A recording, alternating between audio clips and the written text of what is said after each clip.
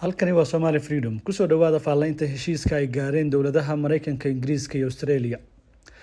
Sidaad ogtihiin, Mareykanka, Ingiriiska iyo Australia ayaa ku dhawaaqay inay sameysteen heshiis cusub oo dhanka amniga kaas oo Australia ku qalamayn doona maraakiibta kujisyada ee nuclear-ka.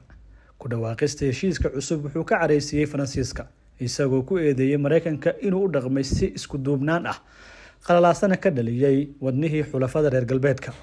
madaxweynaha wadanka Mareykanka Joe Biden ayaa ku dhawaaqay in Mareykanku uu isbahaysi cusub oo dhanka amniga la sameysanayo Ingiriiska iyo Australia, kaas oo Australia ku qalabayn doona maraakiibta kujiska ee quwadaha nuclear-ka.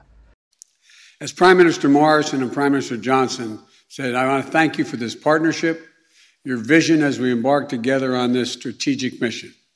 Although Australia, the UK and US partnership, AUKUS, it sounds strange with all these acronyms, but it's a good one. AUKUS, our nations will update and enhance our shared ability to take on the threats of the 21st century, just as we did in the 20th century, together. Our nations and our brave fighting forces have stood shoulder to shoulder for literally more than 100 years. Through the trench fighting in World War I, the island hopping in World War II during the frigid winters in Korea, and the scorching heat of the Persian Gulf. The United States, Australia, and the United Kingdom have long been faithful and capable partners, and we're even closer today. Today, we're taking another historic step to deepen and formalize cooperation among all three of our nations, because we all recognize the imperative of ensuring peace and stability in the Indo-Pacific over the long term. We need to be able to address both the current strategic environment in the region and how it may evolve.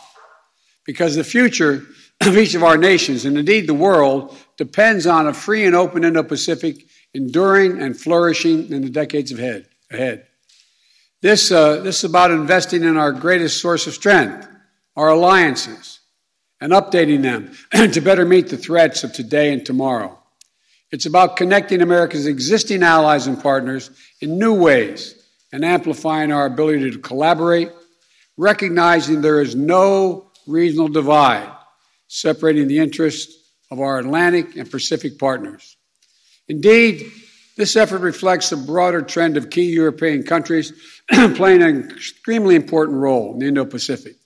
France, in particular, already has substantial Indo-Pacific presence and is a key partner and ally in strengthening the security and prosperity of the region.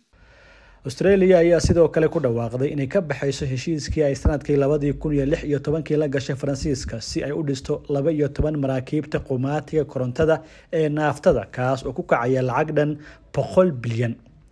Faransiisku wuxuu sheegay inaan hore loogu wargelin heshiiska cusub ee saddex geesoodka ah, kaas oo dabarjab ku ah danaha Faransiiska isagoo ku tilmaamay mid khiyaano ah. Faransiisku wuxuu u yeeray danjirayaashii u fadhiyay dalalka Mareykanka iyo Australia, waana markii ugu horeysay taariikhda ee Faransiisku u yeeray safiirkiisa Mareykanka. Paris ayaa sidoo kale sheegtay in Biden uu u dhaqmay sidii madaxweynihii hore ee Mareykanka Donald Trump, kaas oo aan inta badan wax muhiimad ah siin jirin danaha quwadaha reer Yurub.